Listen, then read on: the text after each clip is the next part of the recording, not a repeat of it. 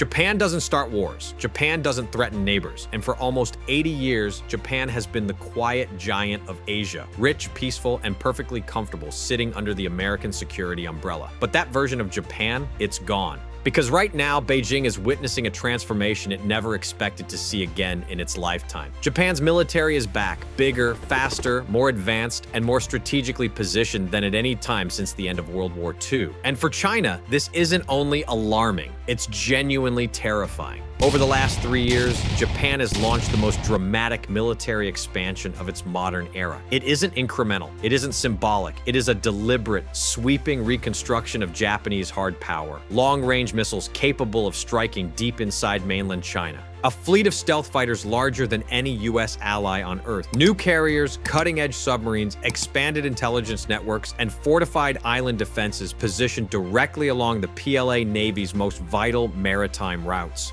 And this isn't analysis or speculation. Every major step comes straight from Japan's own national defense strategy and its 2023 to 2024 defense white papers. The Japanese Diet approved nearly $320 billion across 5 years specifically to counter what Tokyo openly calls the most severe and complex security environment Japan has faced since the Second World War. Today, we're diving into how Japan went from pacifist powerhouse to the one country China absolutely cannot afford to fight, and why this shift is happening right now. For most of the post-war era, Japan lived under a simple strategic assumption: stay peaceful, avoid military escalation, and rely on the United States for security. It was a model that worked beautifully until it didn't. Around 2015, as documented in Japan's own defense white papers, the regional environment began to change. China's military expansion moved from theoretical to physical. It wasn't speeches or diplomatic pressure. It was ships. It was aircraft. It was Coast Guard vessels pushing into Japanese waters and warships passing through Japanese straits. The most dramatic flashpoint was the Senkaku Islands, a tiny cluster of uninhabited rocks in the East China Sea that Japan administers but China claims. According to Japan's Ministry of Defense, Chinese Coast Guard ships entered the area more than 1,000 times between 2020 and 2023, often staying for over 24 hours. In several cases, Japanese fishing vessels were shadowed or harassed, creating the kind of tense standoff that Tokyo had not seen in decades. Then came the PLA Navy. Chinese destroyers began sailing through the Miyako Strait near Okinawa, a crucial passageway between the East China Sea and the Pacific. Beijing wasn't hiding these movements. It was demonstrating its ability to project naval power deeper toward the open ocean. Chinese H-6K bombers flew joint patrols with Russia, sometimes tracing arcs right along Japanese air defense zones. Chinese drones, a new and rapidly expanding element of the PLA's arsenal, began appearing near Japanese airspace. The message was clear: Beijing was expanding and it wasn't going to stop. And then the Taiwan question changed everything. For decades, Japan maintained a position of ambiguity about Taiwan. Supportive but cautious, concerned but distant. That ambiguity collapsed once Japanese planners fully realized what a Chinese invasion of Taiwan would mean. Japan's energy lifelines, especially oil and LNG imports, flow through the waters south of Taiwan. The Defense Ministry stated bluntly in its 2022 and 2023 white papers that a Taiwan contingency would directly threaten Japan's national survival. This wasn't political rhetoric, it was logistics. Over 90% of Japan's energy and a massive portion of its maritime trade passed near Taiwan. If China controlled that island, Japan's lifeline could be cut or choked overnight, but it was more than trade. If the PLA took Taiwan, its missile systems and air power could be positioned just across the water from Japan's southern islands. Okinawa, home to both Japanese forces and critical US bases, would be in direct range of Chinese aircraft and missiles. Tokyo recognized that a Chinese victory in Taiwan would fundamentally rewrite the balance of power in Asia, and that Japan would be the country most exposed to that shift. Pacifism no longer protected Japan. Reality did, and reality forced a historic decision. Japan would rearm, not gradually, but massively.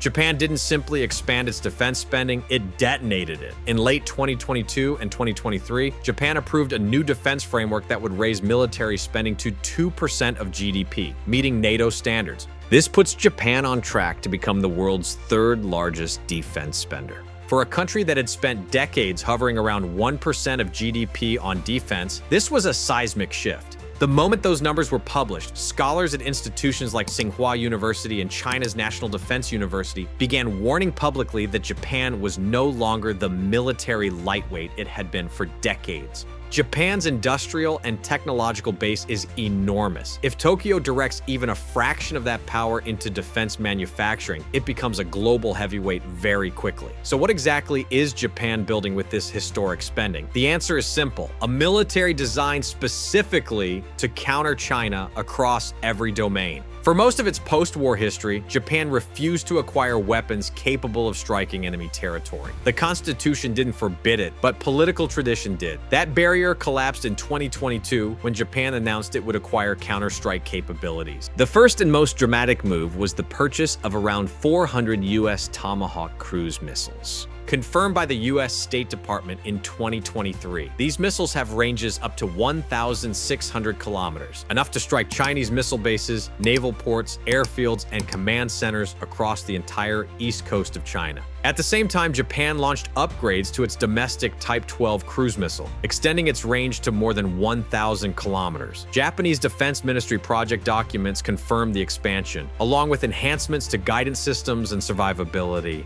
This is not symbolic deterrence. Japan is building the ability to disable or degrade Chinese forces before they can launch an attack. And that is something China has openly said it fears. China's doctrine, especially its missile strategy, relies on overwhelming preemptive strikes. A Japan capable of counterstriking undermines that entire concept. Another foundational pillar of Japan's transformation is its massive investment in air power. Japan is acquiring 147 F-35 stealth fighters, the largest fleet of any U.S. ally. This includes both the F-35A, designed for traditional runways, and the F-35B, which can take off vertically and operate from Japan's converted carriers. Why does this matter? Because the F-35 gives Japan eyes and reach it never had before. Stealth allows these aircraft to operate undetected by older radar systems. Sensor fusion allows them to see enemy aircraft long before being seen themselves. Integrated data links allow Japan and the United States to share real-time targeting information across the entire region.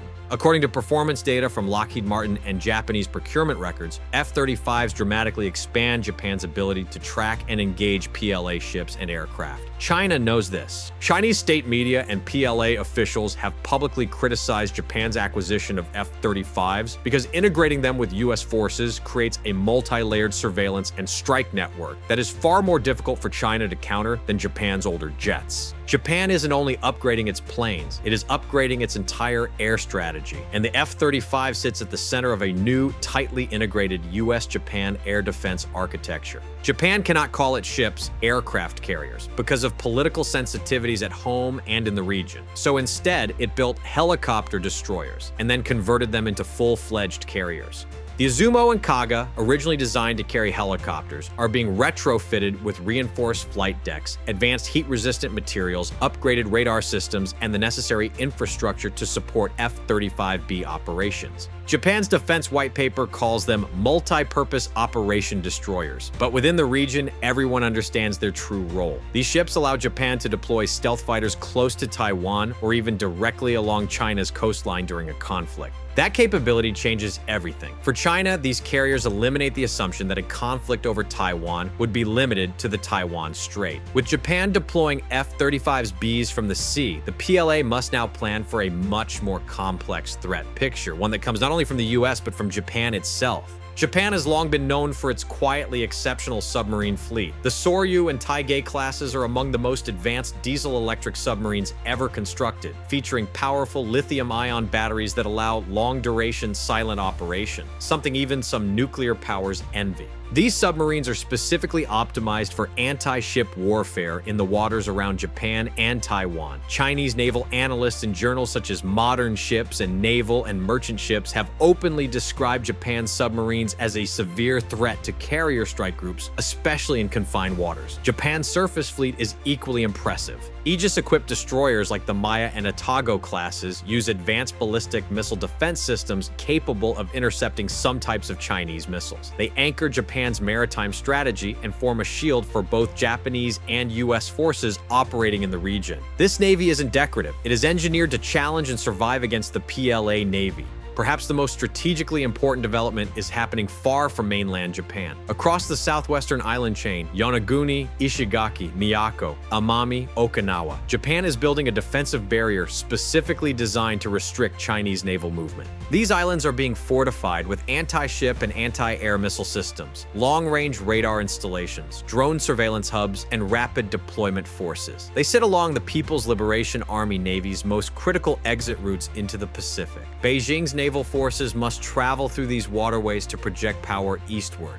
Japan has turned these islands into a wall China must pass through. And this wall fundamentally complicates any potential Chinese operations toward Taiwan or farther into the Pacific. China publicly accuses Japan of returning to militarism, but the reality behind the rhetoric is far more nuanced and far more serious from Beijing's perspective. First, Japan's technological base is massive. According to the OECD, Japan remains a global leader in advanced R&D, robotics, aerospace, and precision engineering. If Japan mobilizes its industrial base toward defense more aggressively, which it is now doing, it becomes a major military power quickly, not over decades. Second, Japan's geography exposes a major vulnerability in China's strategy. Chinese naval theorists such as Zhang Wenmu have written extensively about the First Island Chain, a line of islands stretching from Japan to Taiwan to the Philippines. This chain restricts the PLA Navy's access to the open ocean. Japan controls a huge portion of that chain. In a conflict, Japan can effectively bottle Chinese fleets near their coastline.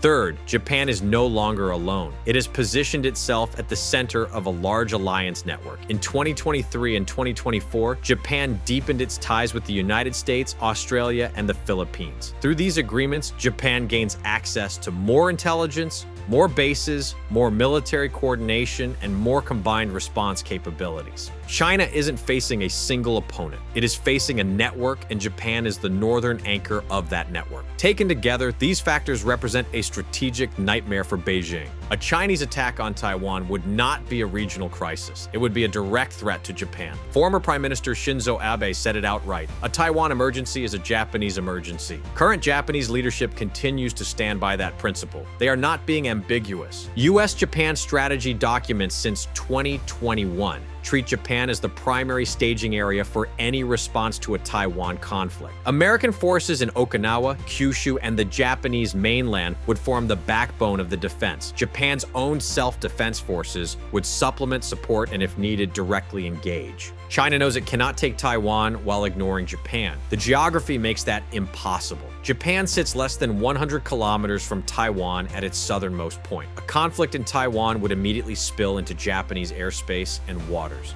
For China, that means one thing: a two-front war. And a two-front war, one against Taiwan, one against Japan, would stretch the PLA to breaking. This is why Beijing has shifted from cautious criticism to overt threats. Chinese officials and state media have warned Japan of crushing defeat if it intervenes. These warnings aren't confidence, they are fear. China sees what Japan is building: a military designed to survive, a military designed to defend the region, a military designed to stop a Chinese attack. Japan is not becoming aggressive. It is becoming realistic. The world Japan lived in for decades, a world where conflict felt distant and alliances guaranteed stability, no longer exists. China is rising, Taiwan is threatened, and Asia is becoming the center of global power competition. For the first time since 1945, Japan is building a military, not for the past, but for the world as it is right now. A world where deterrence matters, a world where power matters, a world where survival requires strength. Japan's military is back, not to conquer, not to dominate, but to ensure that Japan remains secure in the most dangerous decade Asia has seen in generations. And for China, that new Japan changes everything.